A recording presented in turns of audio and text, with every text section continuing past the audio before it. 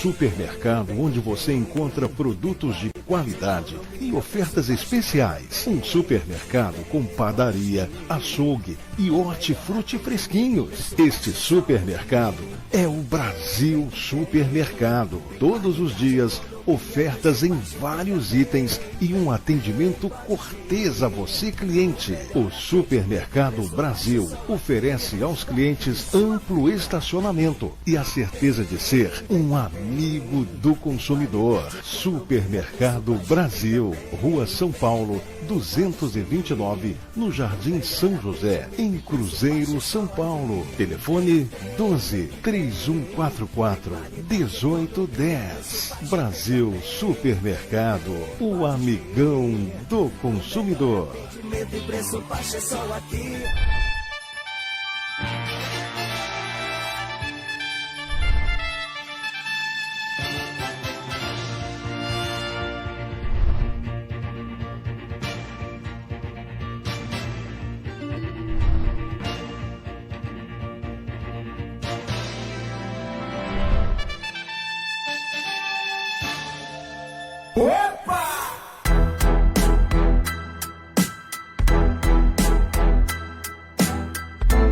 Bom, vamos começar o programa de hoje.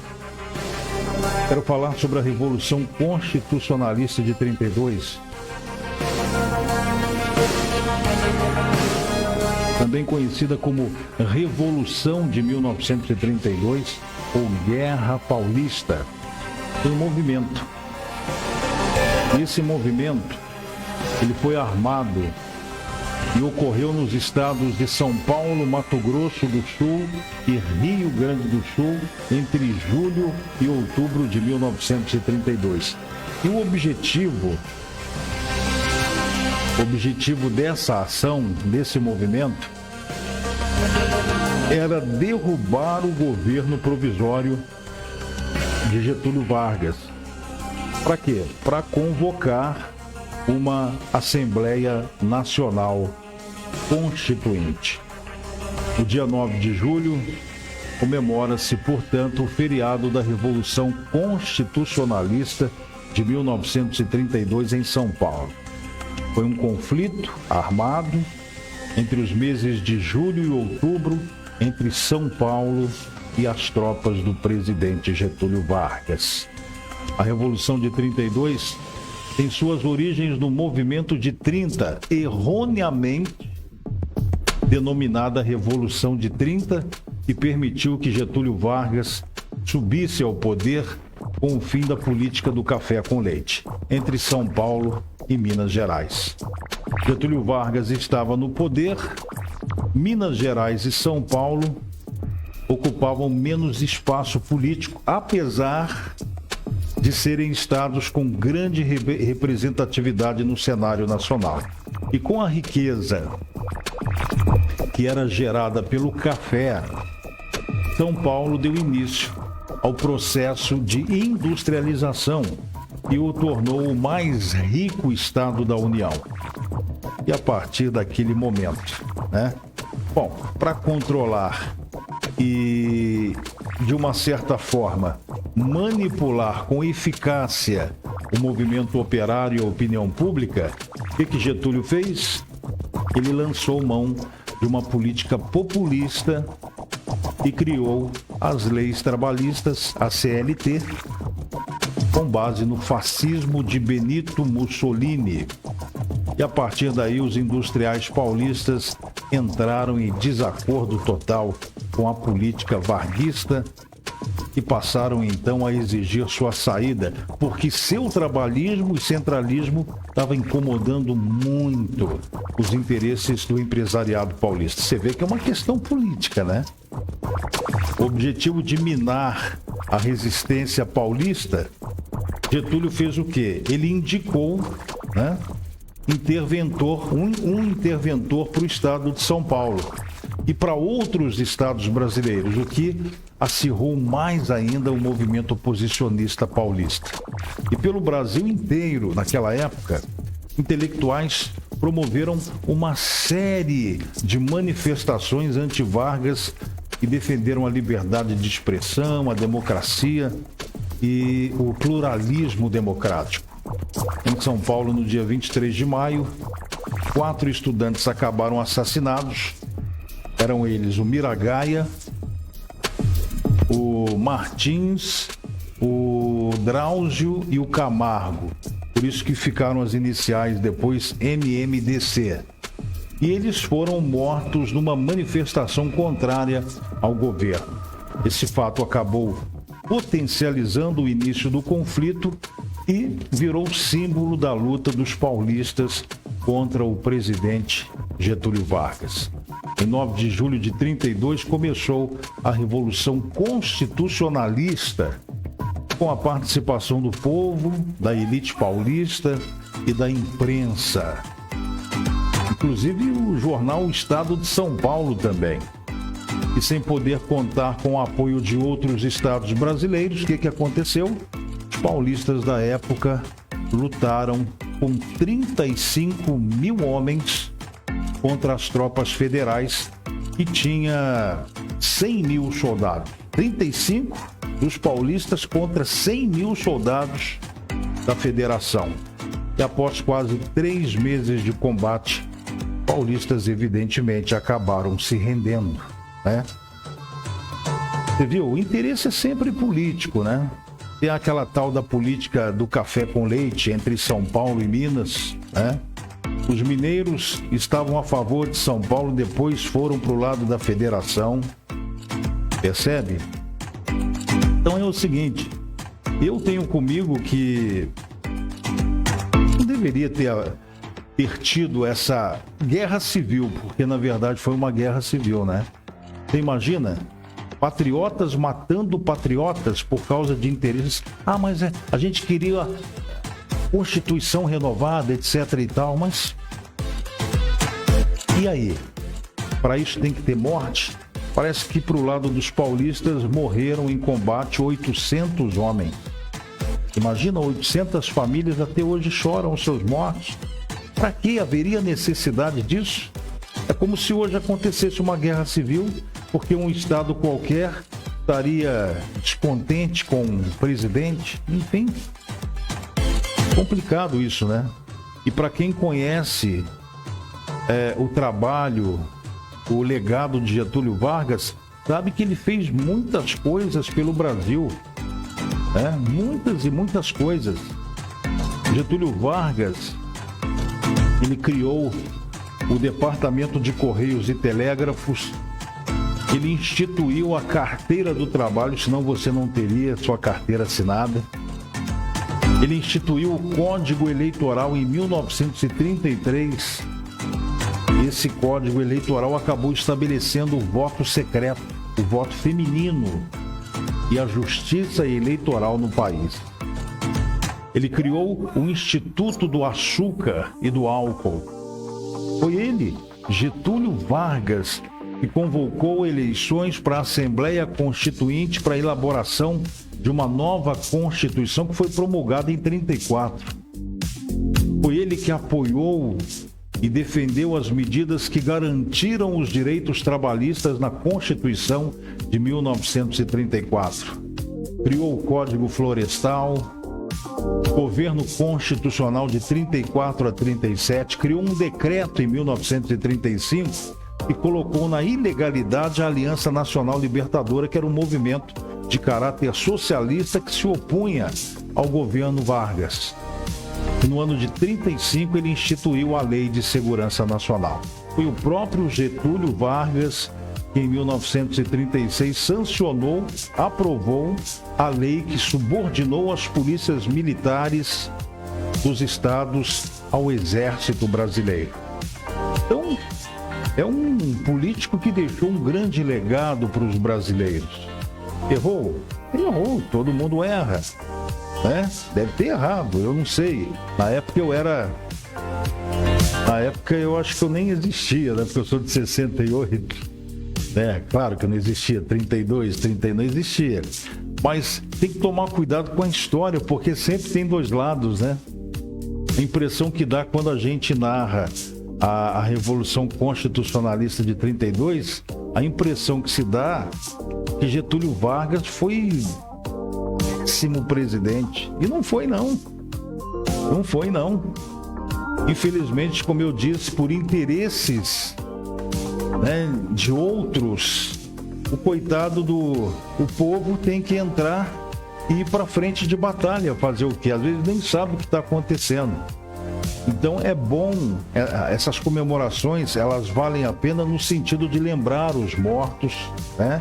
E de também homenagear os ex-combatentes. Aí tudo bem, mas não tem motivo nenhum para se comemorar a Revolução de 32. Nenhum.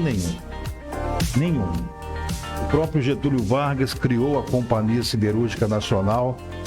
Ele fundou Volta Redonda, né? Olha só o poderio que é a CSN até nos dias de hoje, né? Então, pelo amor de Deus, né? Eu tenho muito medo da história. Vamos ver daqui uns 30 anos o que eles vão dizer, né? Se vão mudar alguma coisa nesse sentido ou não. Infelizmente, a história é longa demais em relação a Getúlio Vargas, que acabou se suicidando, né? Muitos antagônicos da época, muitos opositores a ele, enfim, fizeram muita pressão, mexeram muito com a cabeça daquele homem. E ele fez uma coisa que ninguém teria coragem de fazer. Ele fechou o Senado, o Congresso Federal, as Assembleias Legislativas e as câmaras municipais na época. Ele fechou. E aí ele foi colocando interventores nos estados. Aí depois voltou ao normal. E aí? Hoje nós temos Congresso Nacional, Senado Federal, Assembleias Legislativas, câmaras municipais. Mas como é que tá a tua vida aí? Mudou alguma coisa? Teu salário tá bom? O nosso salário mínimo tá quanto? 1.100, né? Pois é, o sistema de saúde nosso funciona, que é uma beleza, né? Não funciona. Imagina, quanto ganha esse pessoal aí? Deputado federal, mais de 33 mil reais. Ontem eu estava falando nisso, né? Mais o auxílio paletó, auxílio residência. Meu Deus, tanta coisa, aquele auxílio, verba de gabinete, né? Que auxilia na contratação de assessores. Assessores que venham a ganhar de 1.500 a 15 mil reais por mês. Tá entendendo? Então, na época, ele fez sim, ele fez bem. Imagina, bilhões são gastos anualmente. Bilhões e bilhões com esse pessoal. E em que a sua vida melhorou? A sua qualidade de vida? Basta ver a situação do brasileiro. São 22 horas, 22 em ponto. Mário Flávio Ferreira, meu amigo, parou de pregar, Mário. Pelo amor de Deus, não faz isso, meu irmão. Vamos pregar junto? Quando você quiser, a gente pega o carro de som e sai pregando a palavra de Deus. É isso que o inimigo quer, né? Que você pare de pregar. São 22 horas em ponto. Bom, vamos dando sequência aqui. Deixa eu ver se o pessoal está interagindo. Olha, 5 presos da penitenciária Dr. José Augusto Salgado, a P2, do município de Tremembé, morreram por Covid-19. Isso de acordo com informações da Secretaria de Administração Penitenciária. A unidade a que tem maior número de mortes desde o início da pandemia na região, que teve 6 óbitos. Dos 477 internos, apenas 128 foram vacinados com a primeira dose. As mortes aconteceram entre os dias 17 de junho e 7 de julho. Entre eles estão um ex-policial condenado a mais de 30 anos de prisão pela participação da morte de jovens em uma favela na capital. Um empresário condenado por lavagem de dinheiro no esquema do mensalão. Um advogado condenado por roubar a indenização de uma cliente. E um suspeito de roubo de carga de celulares em 2021 que cumpria prisão preventiva durante a investigação. Todos estavam presos na penitenciária Dr. José Augusto Salgado, a P2 de Tremembé, segundo a ASAP. Eles apresentaram sintomas, ficaram em isolamento, chegaram a ser atendidos, mas não resistiram. Ao menos 4 deles morreram em hospitais públicos em Taubaté. As mortes recentes e no curto espaço de tempo mostram uma alta desde o início da pandemia. Segundo a pasta, nas penitenciárias da região do Vale do Paraíba e Litoral Norte, 7 presos morreram por Covid desde março do ano passado. 6 apenas entre junho e julho e também na P2. E na unidade, 16 servidores testaram positivo para a doença. Só que aí não houve óbitos. Muito bem, são 22 horas e 3 minutos. A hora passa, né? 22 horas e 3 minutos. Vamos em frente, nós estamos ao vivo apresentando o nosso programa Deixa que eu falo. Sou de Serjão Berranteiro, mais conhecido como Matador de Onça, né? É a verdade. Oi! Oi! E com fé no Pai Eterno, sempre aqui estou, vou estar, tô aí firme. Pode crer.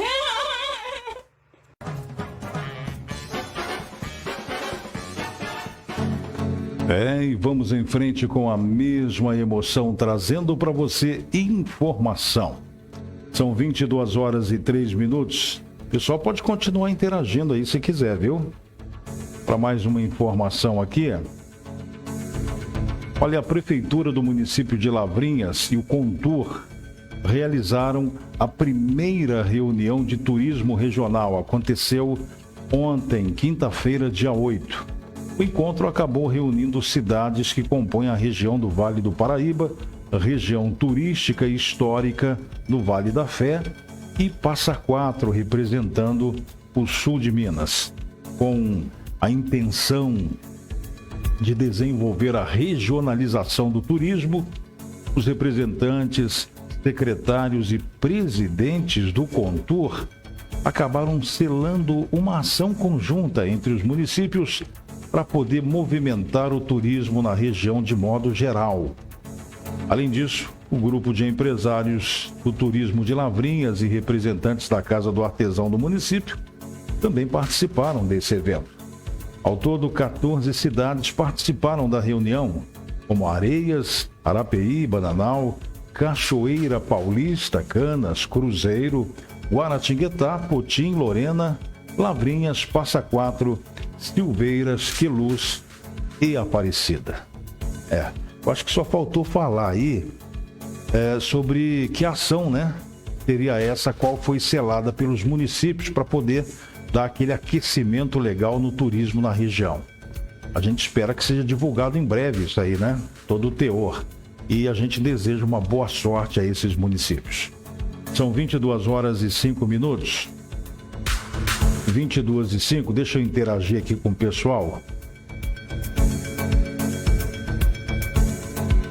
O Felipe está dizendo, cheguei agora, Felipe Goulart Domingos, de Guaratinguetá. Um abraço, boa noite para você, para sua família. O Mário diz, várias ruas às escuras.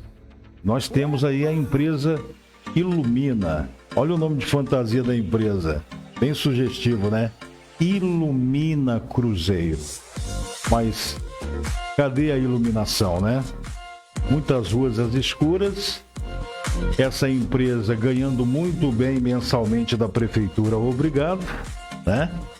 Inclusive parece que renovou o contrato, né? É bom, né? E aí? E o povo?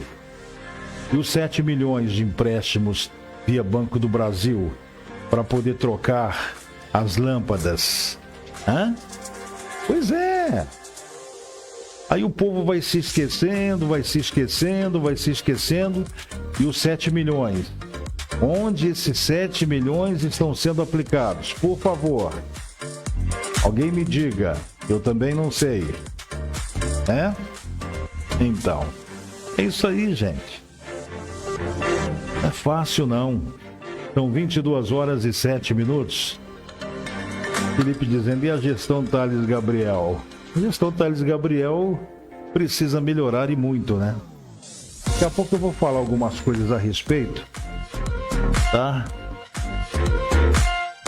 Para mim é muito difícil ficar falando de gestões e de maneira que as pessoas subentendam assim. Ele está metendo pau. Eu não estou metendo pau, eu sempre falei assim. A gente mostra os problemas para que os interessados, para que, no caso, o poder público busque as soluções. Mas eles sequer ouvem, né? Sequer ouvem. Olha, gente, inclusive, foi até bom aí o nosso amigo Filipão perguntar da gestão do prefeito Thales. Inclusive, os caminhões de coleta do lixo do SAAI, da autarquia, já estão funcionando, viu? A coleta do lixo comum e do lixo reciclável em toda a cidade de Cruzeiro, pelo menos foi o que eu vi no comunicado que foi postado pela autarquia em sua própria página oficial. Eles estão já circulando a cidade, os caminhões coletores de lixo. Só que tem um detalhezinho aí. Na prática, isso parece que não está ocorrendo, não. Eu vou explicar para você por quê.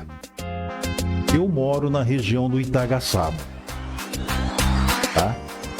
E os dias de coleta que antes era feita às terças e quintas e sábados, tá lá no comunicado do SAAI oficial, no caso aqui do Itagaçaba e região, passou para quarta e sexta. Percebe? Só que o detalhe é o seguinte: eu, como morador do Itagaçaba, coloquei ontem à noite o meu lixo, já esperando que logo no nascer do dia, porque lá o horário é 6 da manhã e o caminhão começa aqui na região do Itagaçaba. O lixo está lá até agora. Poxa vida, hein? Ainda querem cobrar taxa. Fala sério, hein, meu irmão? Não é fácil não, hein? E agora, José? O que fazer? Pode isso, Arnaldo? Pode isso?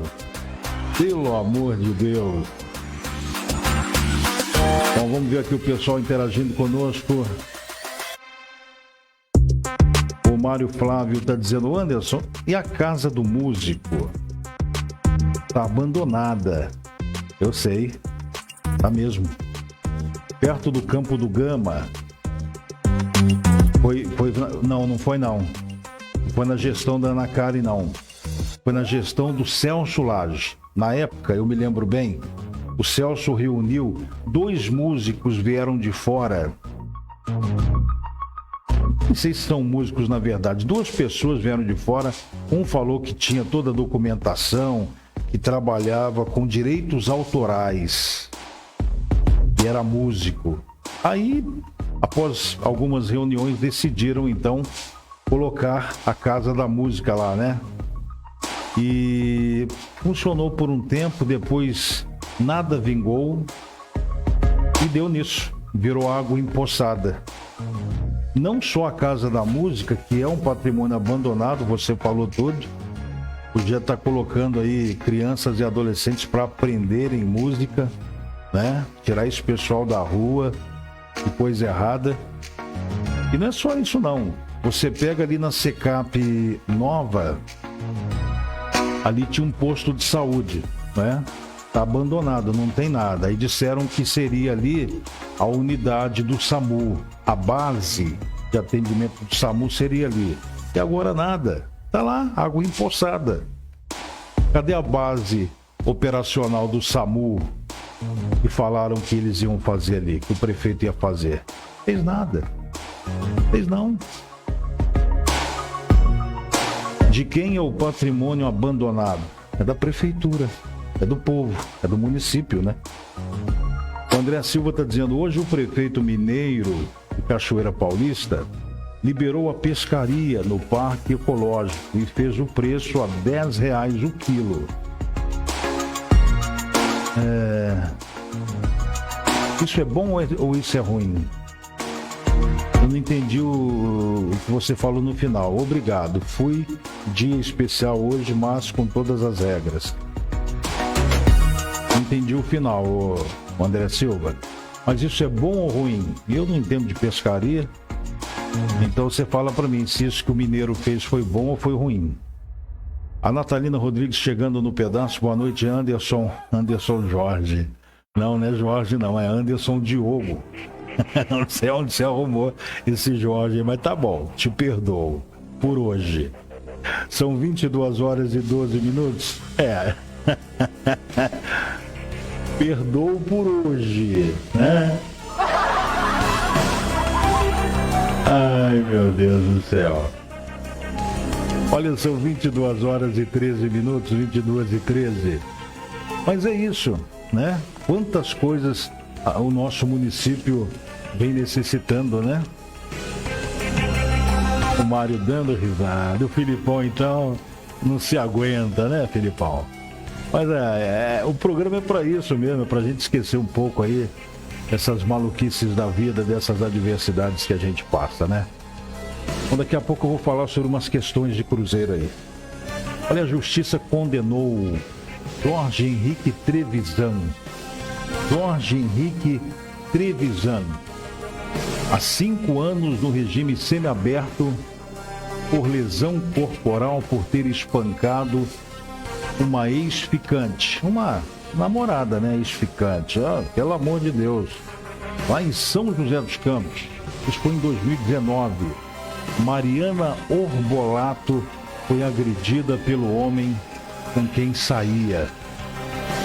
Inclusive, o caso teve uma repercussão depois que a personal acabou expondo a agressão na internet. Vou mostrar para você se lembrar desse caso. Olha essa foto. Olha como essa moça ficou depois de ter apanhado do seu ficante. Após a sentença dada no fim da noite de quinta-feira, ontem, dia 8, a jovem postou um desabafo no Instagram dizendo que teme o resultado. Inicialmente, o agressor respondia por tentativa de feminicídio, mas o juiz Milton de Oliveira Sampaio Neto teve o entendimento após o júri que o caso se tratava de lesão corporal.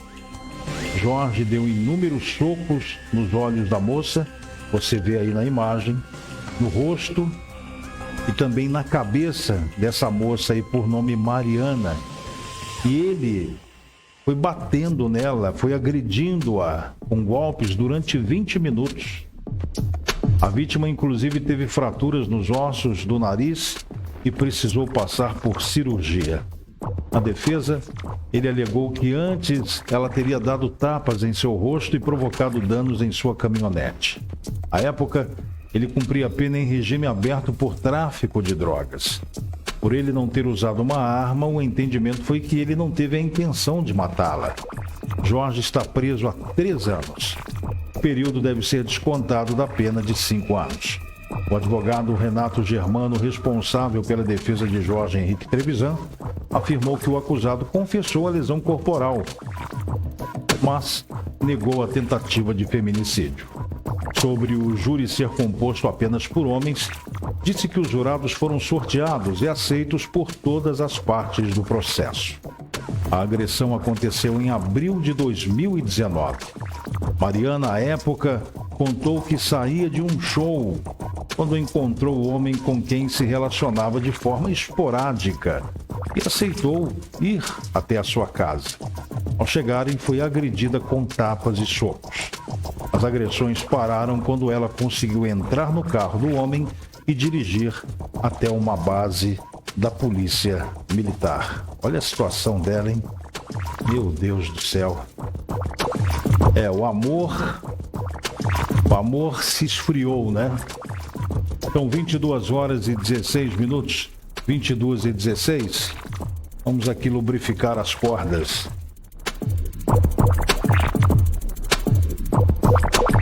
Um homem também foi preso em Caçapava, hoje, sexta-feira. Mais um que está preso aí. Dessa vez, na cidade de Caçapava. Saiba você agora o que aconteceu. Bom, ele seria suspeito de ter matado um homem na capital paulista. Segundo informações da polícia, esse crime aconteceu em março. E a motivação teria sido passional. De acordo com a polícia, além do mandado de prisão pela morte, na casa do homem ainda foram apreendidos cartões ligados a uma quadrilha. E essa quadrilha, inclusive, está sendo investigada por estelionato. O jovem de 21 anos morava na capital, onde cometeu o crime em março deste ano. De acordo com a polícia, ele matou a tiros um homem que teria se envolvido com sua companheira por ciúme. Durante a investigação, a polícia conseguiu identificá-lo como autor do crime e a justiça expediu mandado de prisão, mas ele está foragido. Na madrugada, ele estava, foragido. E na madrugada de hoje, ele acabou preso depois de uma abordagem de rotina feita pela polícia no bairro Eldorado, em Caçapava. De acordo com os policiais, ele estava com uma moto com escapamento alterado e foi abordado para uma checagem, mas estava sem documento. Os agentes foram até a casa dele, onde a mãe deu ao jovem a identidade do irmão. E durante a abordagem, a polícia acabou encontrando na casa dele diversos cartões usados em um esquema de estelionato. O grupo montava um site falso em que ofereciam empréstimos e, para o pagamento, a pessoa precisava pagar uma porcentagem que seria uma taxa. Os valores eram depositados em contas de laranjas que recebiam parte do valor do esquema. Confessaram o crime de estelionato e a identidade correta. Momento em que os policiais identificaram o homem como sendo o autor do crime na capital de São Paulo. Os dois, mãe e filho, foram presos pela polícia militar. São 22 horas e 19 minutos. Eu sei, Natalina, foi uma brincadeira, viu? Foi mal, Anderson. Imagina se eu vou tentar com essas coisas, eu sei que acontece. Anderson Jorge, não tem... Não tem problema não, tô brincando com você, viu, minha amiga? Não tem problema não, imagina. 22 e 19, Anderson Jorge. E quem gosta é o Felipe, lá de Guaratinguetá, né? São 22 horas e 19 minutos. Olha, um juiz entendeu que a prisão de um capitão da PM foi indevida. E ele foi solto após denunciar suposta homofobia. Isso aconteceu em Mato Grosso do Sul. O capitão da Polícia Militar, Felipe dos Santos José, preso ao desobedecer um tenente-coronel que estava no comando da corporação em Campo Grande, foi solto após passar por audiência de custódia na manhã de hoje. O juiz que atendeu o caso determinou o relaxamento da prisão. Entendeu que o fato foi indevido. Dá uma olhada aí no capitão. Esse aí que você está vendo é o capitão. Ele foi detido no dia anterior com a acusação de que teria desobedecido o superior e se envolvido em uma discussão com ele. Já na corregedoria da PM, ele contou da briga e que também teria sido coagido pelo tenente-coronel a falar sobre uma denúncia de homofobia, a qual ele estaria sofrendo por parte de militares dentro da própria corporação.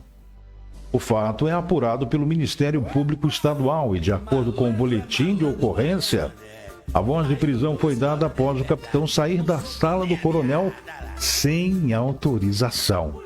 Em nota, a assessoria da PM informou que a prisão do capitão ocorreu em razão dele se recusar a cumprir uma ordem do superior hierárquico durante o serviço e que, apesar da PM não ter conhecimento da denúncia de homofobia, as circunstâncias do ocorrido vão ser apuradas através de um inquérito da PM. Já no auto de prisão em flagrante, o capitão ressalta que é vítima de homofobia por parte dos policiais militares há vários anos e se sente extremamente constrangido de estar na corregedoria falando de sua vida pessoal, além de dizer que denúncias já foram feitas ao Ministério Público. O capitão, que é esse aí que você está vendo na imagem, disse ainda estar consciente de que a atitude dele pode encorajar outras vítimas e que ele gostaria que um dia, pelo menos um dia, voltar a viver em paz e no anonimato, sendo que não se pode querer revestir com brincadeira aquilo que é criminoso. A defesa do capitão Felipe informou que ele vai passar por audiência de custódia. Já passou, né? Foi hoje, poxa, dia 9. E a expectativa foi a melhor possível, ou seja, da sua liberdade. E ele foi liberto, né? Muito bem. Aí, ó. Coisas e coisinhas, né? E os fatos acontecendo. São 22 horas e 23 minutos. 22 e 23. Dando sequência aqui, já quase terminando o nosso programa, eu quero voltar a falar da nossa cidade. O prefeito aqui da cidade de Cruzeiro, Thales, ele trouxe recentemente um deputado. Esse deputado, ao lado dele, de alguns vereadores, eles foram a uma via pública na região leste, acho que lá na Vila Romana, se não me falha a memória, para poder mostrar, né, a pavimentação da rua, com verba que veio de uma emenda parlamentar desse tal deputado, que eu não vou falar para fazer propaganda política. Aí a gente percebe que isso é um meio de propagar, né, de uma propaganda pré-eleitoral. Né? O que muita gente não sabe é que todo parlamentar, todo deputado tem uma cota, tem uma verba para poder destinar a algumas prefeituras durante o seu mandato. Prefeituras que eventualmente ele próprio escolha para que seja sua base eleitoral. Certo? Quer dizer, o ato de favorecer a um determinado município acaba se tornando tipo uma espécie de permuta, né? Olha, eu mandei o dinheiro aí, tá? Para poder pavimentar sua rua. Não esqueça do meu voto. Mais ou menos assim, né? Algo meio subliminar. E aí a pessoa, quando vê, vai lembrar, poxa, foi ele que mandou o din-din, né? Por isso que a minha rua tá calçada. Bom, eu tenho a dizer o que eu disse ontem já. Já abriu a temporada de visitas, apostando aí na falta de memória popular em relação às prioridades da nossa cidade. A nossa prioridade é a abertura de novas oportunidades de trabalho, investindo na vinda de médias e grandes indústrias, empresas, fábricas, enfim. E os deputados, o que eles fazem para ajudar nesse sentido? Eles podem ajudar o nosso município nesse sentido de trazer indústrias para cá. Podem. Se tiver vontade política, coisa muda. Mas isso não acontece. Isso não acontece. Será que o município, será que o Cruzeiro gasta 200 mil para pavimentar 2 ruas? Eu pergunto aí para você que está assistindo ao programa. Para pavimentar 2 ruas, gasta-se 200 mil?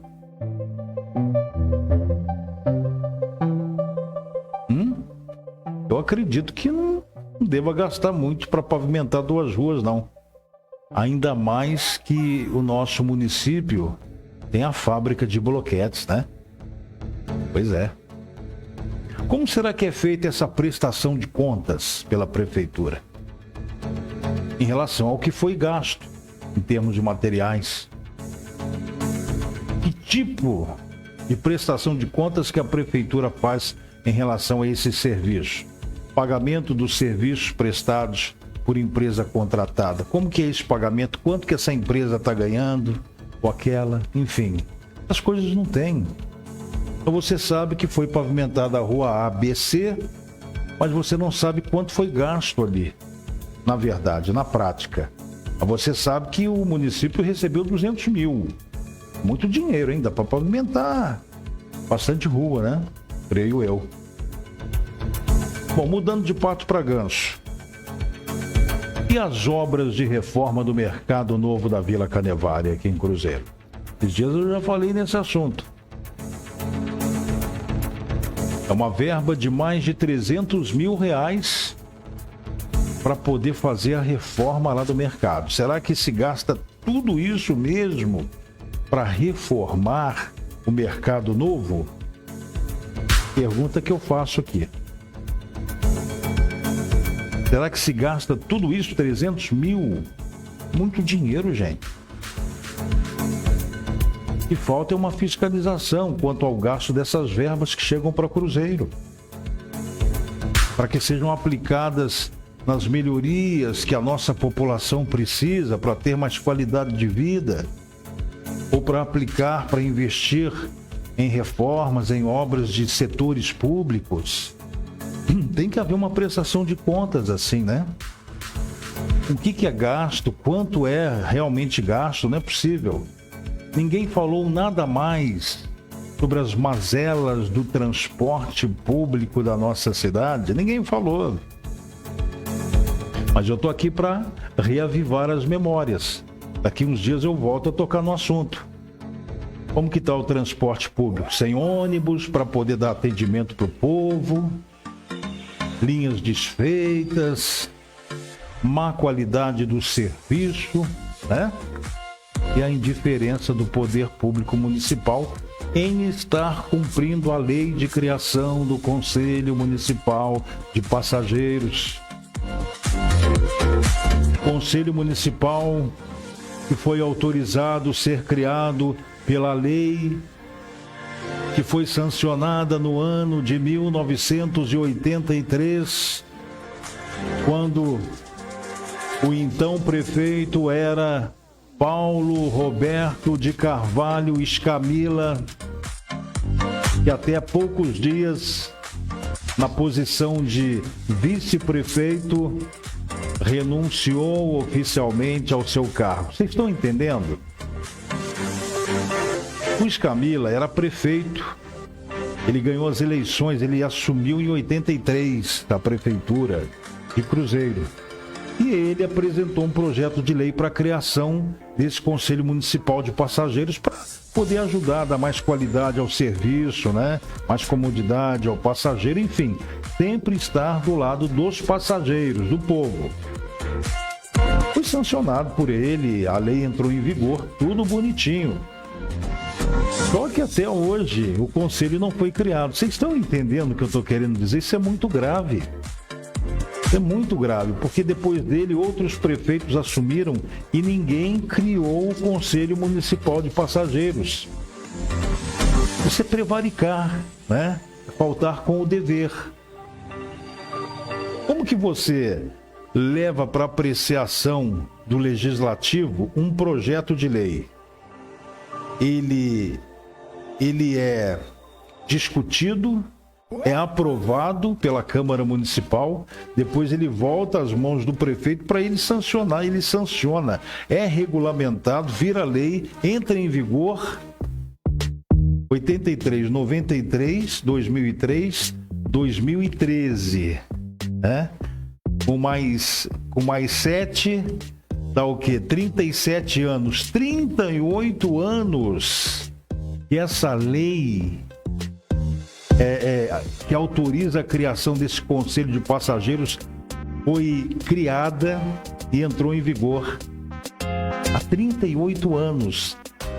Mas há 38 anos ninguém se importou em cumprir essa lei. Caramba, meu! Isso é prevaricação, todos prevaricaram. As câmaras municipais, as legislaturas até 1983, será que nenhum vereador de lá para cá viu isso? Caramba, meu, que dificuldade, Cruzeiro, hein? Isso é gravíssimo. E se a atual legislatura não tentar com o atual prefeito Thales Gabriel e exigir dele que esse Conselho Municipal de Passageiros seja logo criado. E se alguém fizer uma representação judicial, já era. Simples assim. Gente, o que tem de leis aqui no município que não são fiscalizadas, porque também não são na prática, né, cumpridas, não está no gibi. É em torno de 98% a 99% das leis municipais que estão em vigor e não são cumpridas. Isso é de extrema gravidade, isso dá cassação de muita gente. Ainda está em tempo de resolver o problema. Porque se alguém denunciar ao Ministério Público, eu tenho a impressão que vai virar um efeito dominó, né? Acaba caindo muita gente. São 22 horas e 33 minutos. 22h33 e por hoje é só que nós tínhamos que tratar com os amigos que acompanham o programa Deixa que eu falo. Deixa eu dar um giro aqui, 360. Sérgio Cardoso, um grande abraço, Serjão. Natalina Rodrigues, um abraço. Jorge Nunes, Marileia Alves, Sônia Vilaquário Ubatuba, um abraço para os ubatubenses, não é isso? É isso mesmo, não? O Caiçaras, como que chama aí quem nasceu em Ubatuba? A Sheila, um grande abraço. O Edson. Obrigado a esse povo aí que sempre acompanha a gente, sempre compartilha os nossos programas. A gente depende muito de cada um de vocês, né? Nós não temos luxo, na nossa humildade a gente vai indo aí com pouquíssimos equipamentos. A nossa vontade é de mostrar a verdade, os problemas, para que eles sejam solucionados. Eu não fico feliz em falar do defeito, da falha de ninguém, mas às vezes a gente tem que apontar, né? Porque é parte da nossa missão, da nossa profissão. Não adianta você ver coisas que estão erradas e você não poder falar nada. Tem que falar, né? Faz parte. Rafael Fernando dizendo, não está dizendo nada, ele está assistindo o programa aqui, né? Olavo Silva, eu me referi hoje aí ao Olavo. Olavo, que é lá de Belém do Pará. Ele está dizendo, boa noite, Anderson e todos os ouvintes. Desculpa insistir nesse assunto. Onde posso adquirir essa caneca? Olha, eu vou te passar o telefone de quem faz aí essas canecas. E aí você entra em contato lá, tá bom? Natalina, não dá pra ver todo mundo, deixa eu ver se eu busco daqui. Aqui dá pra ver. O André Silva, o Rodrigo fez um elogio pra gente hoje, o Rodrigo Souza Silva. O Wellington Ribeiro também elogiou o programa, obrigado, Wellington. Sônia da Vila Aquário, o Mário Flávio Ferreira. Bom, enfim, a todos aí, a Ivone Cardoso também. Quem mais? Felipe Goulart também, que hoje chegou um pouquinho mais tarde. Muito obrigado mais uma vez a todos vocês. Deus abençoe, um bom fim de semana. E a gente só volta segunda, tá? Só na segunda-feira trazendo mais informações, fazendo aí as nossas análises, né? Ontem eu cometi uma gafe aqui também, né? Ao usar o segundo microfone, porque é assim, para eu usar o segundo microfone eu tenho que baixar a trilha sonora, porque tem que fazer aqui um outro processo para que o segundo microfone seja como o primeiro. Quando eu falo, você vê que a trilha, ela baixa, né? Pois é, ela reduz, né? A voz fica sempre acima. Pois é, e lá eu esqueci de fazer ontem. Pronto, agora eu estou no segundo microfone. Também não tem o retorno dele aqui, isso está dificultando muito. Já pedi para o meu amigo Marlon dar uma força aqui para mim, né? Porque eu não entendo nada de técnica. Eu entendo de jornalismo, de comunicação, mas aqui, nessa parte de configuração, eu apanho muito, viu? Consigo fazer algumas coisas aqui, resolver algumas pendências aqui, mas nem tudo eu consigo resolver. Né? Eu estou no segundo microfone agora. É aquele microfone que a gente brinca, né, meu amigo Felipe, aí de Guaratinguetá. E eu quero desejar a vocês um ótimo final de semana. Eu gosto de brincar com isso aqui, eu sou igual criança, rapaz. Ó, eu gosto de mudar de voz, né? Pra ver como que é. Aí a voz fica assim, um baita homem com essa vozinha, né? Não sei se tá saindo aí também, porque não dá para me ouvir. E dá para mudar para uma voz mais encorpada, né? Então, muito bacana isso aqui. A gente fica igual criança, né? Igualzinho o bebê. Felipe gosta, né, Felipe? Olha só a quarta. Olha que coisa, meu Deus do céu. Estou voltando à infância, né? Gente, fica com Deus, Deus abençoe a todos e que amanhã seja um dia melhor para todos nós, tá bom? São 22 horas e 38 minutos. 22 e 38 aqui no nosso programa. Mudando de microfone agora e dando um abraço final a todos vocês. Tchau.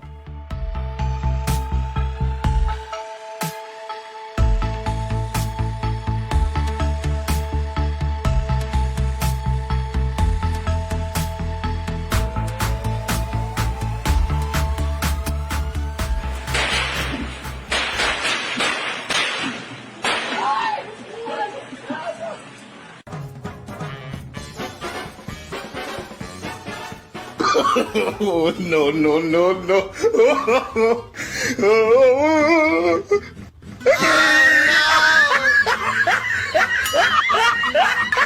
E com fé no Pai Eterno, sempre aqui estou, vou estar, tô aí firme. Pode crer.